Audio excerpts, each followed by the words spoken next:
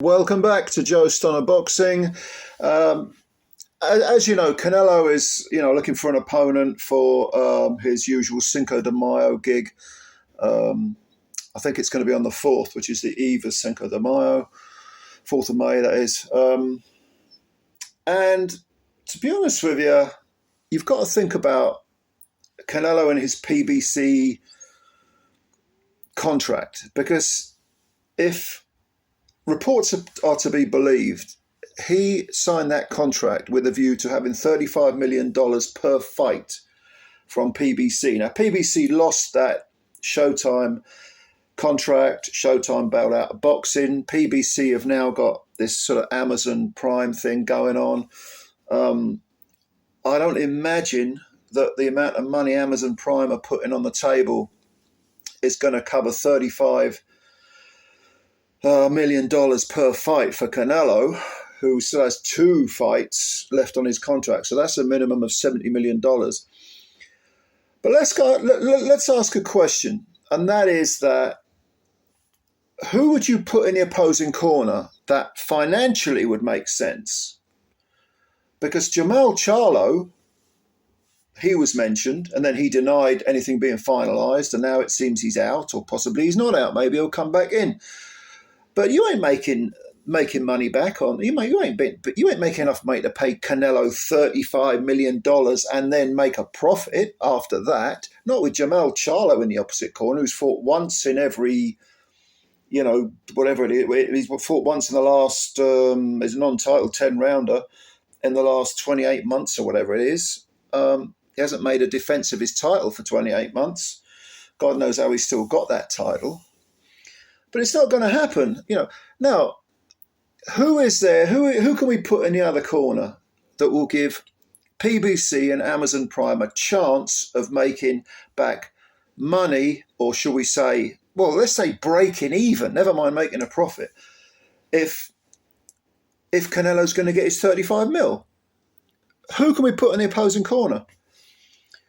Well, the one that everyone wants is Benavidez, and I agree, Benavidez would be my first choice too. Benavidez, Mexican-American, okay, yep, I can go with that. That maybe they'd make a chance, they'd have a chance of making money back, of making a profit. It's possible. But probably the one that will get the most, that has the best chance of making that money, is if you put him in with Jaime Munguia. Why? Because Munguia is Mexican, full Mexican. And an all-Mexican showdown is something that would probably capture the Mexican public's imagination, especially as Munguia is coming off a very impressive performance over John Ryder, who went the distance with Canelo. So that's another little promotional hook on which they could hang things. So I think that's, purely from a financial point of view, that is probably the best bet. Now,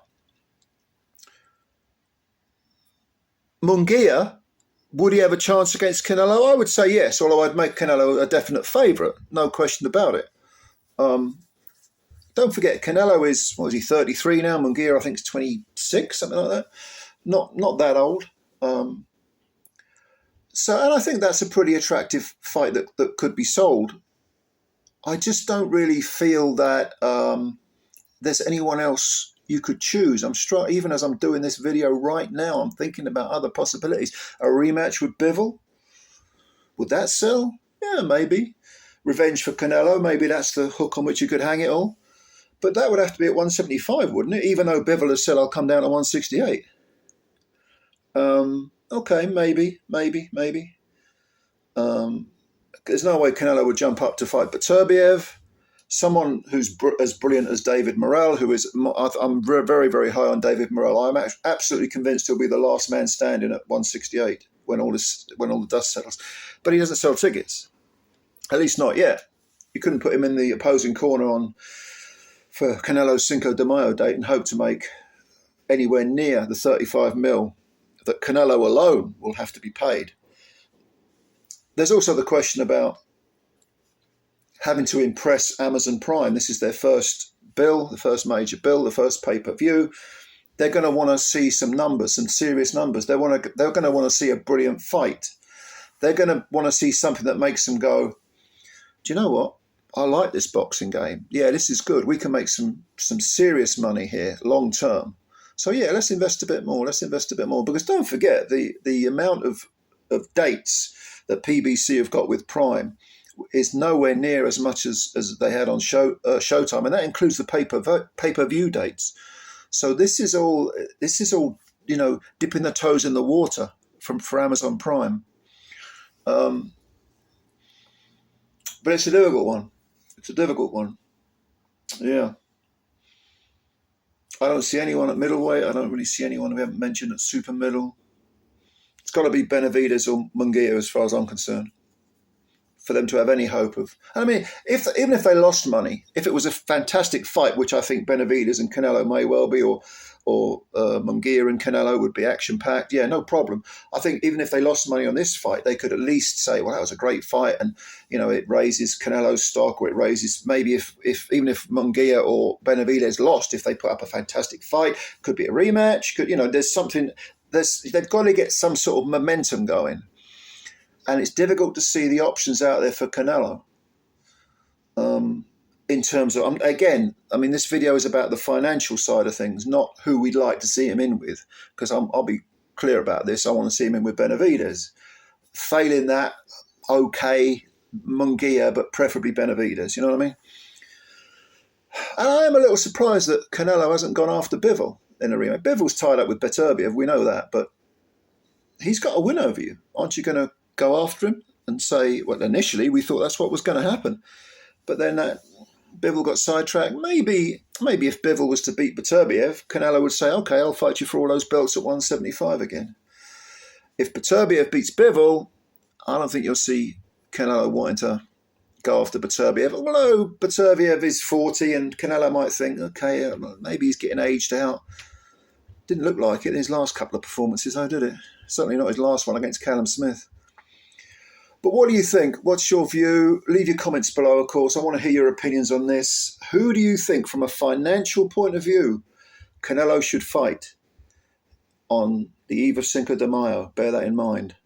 Canelo has said, by the way, I don't face Mexican. I don't want to face Mexicans. We're all Mexican brothers and all. A lot of crap. Get rid of that crap. You know, this is boxing. You know, and you fought Julio Cesar Chavez Jr., didn't you? I know he ain't Benavidez. He ain't even Munguia, but you know, you fought him. So yeah, you come on. You know, this is a sport. You got two Mexicans come together. They fight. It's a local derby. It sells a lot. Both guys shake hands afterwards. You know, the right guy wins. You know, what could be a better advert for Mexican boxing?